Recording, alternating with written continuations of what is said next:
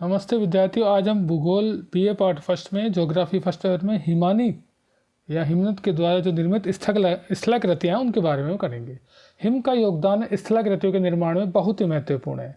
वारचेस्टर महोदय के अनुसार हिमानी हिम की एक ऐसी राशि है जो धरातल पर अपने संचय के स्थान से धीरे धीरे खिसकती है। हिम क्षेत्रों से गुरुत्व के कारण बहुत धीमे सरकने वाले हिम के समूह को हिमनद कहा जाता है। हिम रेखा हिम क्षेत्र की निचली सीमा को कहा जाता है। इस रेखा के ऊपर सदैव हिम जमी रहती है। हिम क्षेत्रों के विकास तथा उत्पत्ति के लिए जो तथ्य आवश्यक है उनमें मुख्य रूप से हिमपात वर्ष पर्यंत अथवा पर्याप्त अवधि में हो, हिम पिघल न जाए इसके लिए वर्ष भर तापमान कम रहना चाहिए, हिम के संचित रहने के लिए स्थल का ढाल सामान्यतः सूर्यताप तथा तीव्र पवनों से सुरक्षित होना चाहिए। हिमनद के प्रकारों की बात करें तो आकार के आधार पर 4 प्रकार के हैं: हिम टोपी, हिम चादर, घाटी तथा गिरिपदी। हिमनद के कार्य में ये अपरदन के साथ साथ परिवहन एवं निक्षेपण कार्य भी करते हैं। अपरदनात्मक कार्यों के फलस्वरूप विभिन्न स्थलाकृतियाँ बनती हैं, जिसमें पहला है यू आकार की घाटी। घाटी हिमनद पर्वतीय भागों में इस प्रकार की घाटियों से प्रभावित होते हैं जिनसे के ढाल खड़े ढाल वाले होते हैं तथा तली चौरस एवं सपाट होती है। अंग्रेजी के यू अक्षर से हिमनदों की ये घाटियाँ मिलती हुई होती है, इसी कारण इन्हें यू आकार की घाटियाँ कहते हैं। लटकती घाटी हैंगिंग वैली। हैंगिंग वैली हिमनद की मुख्य घाटी गहरी तथा यू आकार की होती है। मुख्य रूप से ऊंचाई से मिलने वाली सहायक घाटी लटकती हुई दिखाई देती है, इसलिए ऐसी सहायक हिमनद की घाटियों को लटकती घाटी हैंगिंग वैली कहते हैं। अगला है सर्क या हिमगडर।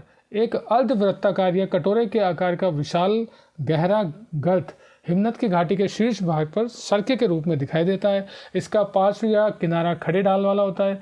गहरी सीट वाली आराम कुर्सी के समान इसका आकार होता है। ये प्राय हिम से भरे हुए होते हैं, इसी कारण इन्हें हिमगर्त कहते हैं। अगला है टॉर्न।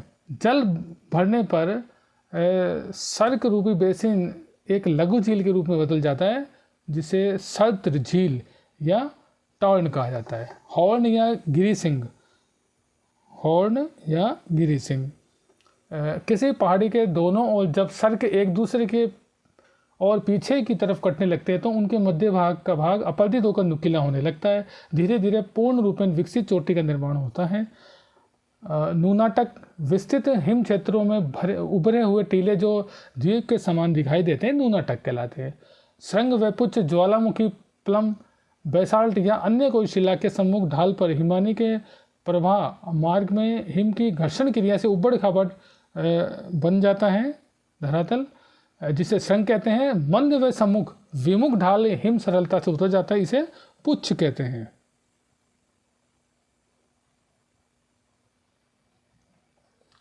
अब हम करेंगे मैश शिले या रॉस मुटाने। हिमनद के मार्ग में टीले सामने वाले ढाल पर अपघर्षण क्रिया से चिकना व सपाट ढाल बन जाता है, लेकिन दूसरी ढाल पर उबड़ खाबड़ ढाल बना रहता है। दूर से देखने पर इस प्रकार की आकृति भेड़ की पीठ के समान दिखाई देती है। अब है हिम सोपान। हिम सोपान चट्टान की संरचना की भिन्नता के कारण हिमनद के अपरदन द्वारा उत्पन्न स्थल रूप में हिम सोपान का निर्माण होता है। इन सोपानों को वृत्ताकार रूप में के कारण दैत्याकार सोपान भी कहा जाता है। फिर है फियोर्ड।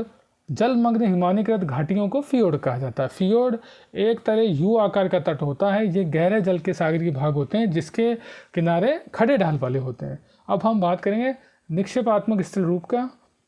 इसमें हिमोड। हिम नदी द्वारा निक्षेपित पदार्थों को हिमोड कहते हैं। हिमानी के विभिन्न भागों में के अनुसार इसका नामकरण किया जाता है, जैसे पार्श्विक हिमोड, मध्यस्थ हिमोड और तलवती हिमोड और अंतिम हिमोड। दूसरा है ड्रमलिन। ड्रमलिन गोलाश्म मृत्तिका बोल्डर किले द्वारा निर्मित एक प्रकार के टीले हैं जो हिमनद के निक्षेप द्वारा निर्मित स्थल रूप है। इनका आकार कटे हुए उल्टे अंडे या उल्टी नौका की तरह होता है। इसकी बात करेंगे एस्कर। एस्कर ये लहरदार तीव्र ढाल वाले लंबे सक्रिय तथा सर्पिल आकार वाले कटक होते हैं जिनकी रचना बजरी, रेत, कंकड़, पत्थर आदि से होती है।